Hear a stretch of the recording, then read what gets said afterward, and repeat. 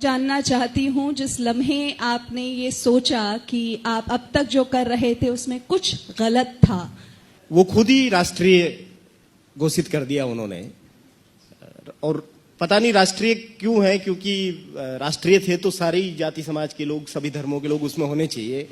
केवल हिंदुओं का संगठन बनाना और उसको राष्ट्रीय कहना, ये उनकी उस समय की राजनीति से चीजें शुरू होती है। और बीच बीच में वो कहते रहते हैं कि सारा देश के जो लोग हैं वो सब हिंदू ही हैं।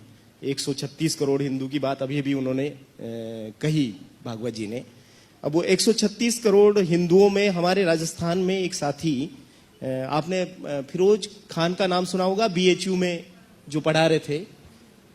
फिरोज खान का परिवार 3 पीढ़ियों से मोहम्मदी हिंदू है। मैं मोहम्मदी सब हिंदू इसलिए इस्तेमाल कर रहा हूं क्योंकि वो कहते हैं कि मुसलमान जो हैं वो भी उनकी 136 करोड़ में हिंदू हैं और वो मोहम्मदी हिंदू हैं। और वो जो परिवार है वो 3 पीढ़ियों से कृष्ण के भजन गा रहा है। ऐसे मोहम्मदी हिंदू का संस्कृत पढ़ाना आपको बर्दाश्त नहीं हुआ तो आप कैसे राष्ट्रीय हैं और क्या राष्ट्रभक्त हैं और कौन सा राष्ट्र बनाएंगे, ये सवाल हमको जरूर पूछना चाहिए। आपने जो कहा वो कौन सा लम्हा था, उस लम्हे के आने में कई सारी चीजें हैं। मैं तो प्रचारक बनना चाहता था, लेकिन मुझे कहा गया कि हमें प्रचारक चाहिए, विचारक नहीं चाहिए। तो इसलिए मैं गलती से इधर आपके बीच में हूं। नहीं तो हो सकता है कि अभी आपके खिलाफ मैं भी पता नहीं क्या क्या लिख रहा होता, कुछ कह रहा होता। लेकिन उससे भी ज्यादा बड़ी चीजें जो हुई, और उसको मैंने तफसील से अपनी किताब में लिखा है। बाहर किताब भी है, आप उसको विज्ञापन नहीं समझे, लेकिन आप ले सकते हैं वहां से। लेकिन मैं जब अयोध्या वाली कार सेवा में गया और लौट के आया, फिर मार्च 1991 में मंदिर सौंपो या गद्दी छोड़ो एक बड़ा अभियान चलाया गया। और मैं जिस जिले से आता हूं, भीलवाड़ा से, वहां पर भी एक बड़ी रैली हमने निकाली। और उस रैली का समय और नमाज का समय एक था, और उस रैली को गुजरना था एक मस्जिद के नीचे से होकर के। और उस समय बीजेपी की गवर्नमेंट थी राजस्थान में, और प्रशासन ने कहा कि नमाज के जो नमाजी निकल जाए उसके बाद रैली को ले जाना चाहिए। तो हमने कहा हमारी गवर्नमेंट है और गुलमंडी जहां ये है, गुलमंडी क्या पाकिस्तान में है जो हम वहां से नहीं निकल सकते, हम निकलेंगे और उसी समय में निकलेंगे। तो इस बात को लेकर के जब आपस में रसाकसी हुई, किसी ने पीछे से पत्थर फेंके, गोली चल गई, और गोली में 2 लोग मारे गए। 2 ऐसे लोग मारे गए जिनका उस आंदोलन से कोई लेन देना नहीं था, उस दिन के प्रदर्शन से भी कोई लेन देना नहीं था। एक व्यक्ति सामान खरीदने आया गांव से और वो गोली का शिकार हो गया। दूसरा दिन में काम करता था, रात में काम करता है, दिन में सोता रहता है। उसने बाहर कुछ आवाज सुनी, बाहर निकला और ऐसा निकला ही आधा और गोली लग गई, वो मर गया। लेकिन संयोग से दोनों हिंदू थे इसलिए शहीद हो गए। मुसलमान होते तो ढेर हो जाते वो। तो फिर उनका एक अस्थि कलश निकाला गया। अस्थि कलश हमारे गांव में भी आया। सारे जो अस्थि कलश के साथ लोग थे उनका भोजन मेरे घर में बनाया गया।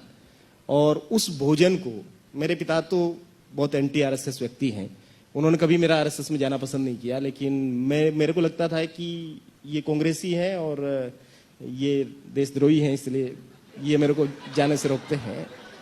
तो जब मैंने उनको कहा कि भाई यहाँ खाना खाएंगे, उन्होंने कहा कभी नहीं खाएंगे, मुझे पता है। मैंने कहा आप जानते ही नहीं हमारे संघ के बारे में, हमारे यहाँ तो बिल्कुल नहीं चलता है ऐसा जातिवादी, हम सबके यहाँ खाते हैं, सबके यहाँ जाते हैं। उन्होंने कहा बहुत बढ़िया, मुझे भी खुशी होगी, बनाओ।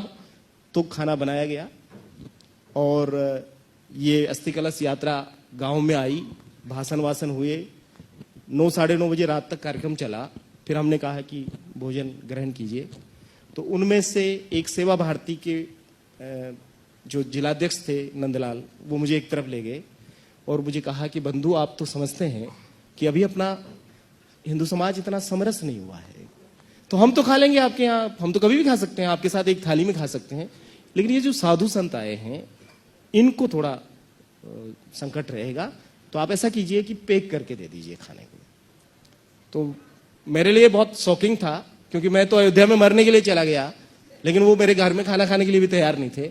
लेकिन मेरी स्थिति आप समझ सकते हैं, मेरे पिताजी ने पहले ही कह दिया था कि ये नहीं खाएंगे, और मैंने दावा किया कि मैं 5 साल से काम करता हूं और वो खाएंगे ही खाएंगे। तो मुझे लगा कि ये ठीक है कि ये बांध के भी ले जा रहे हैं।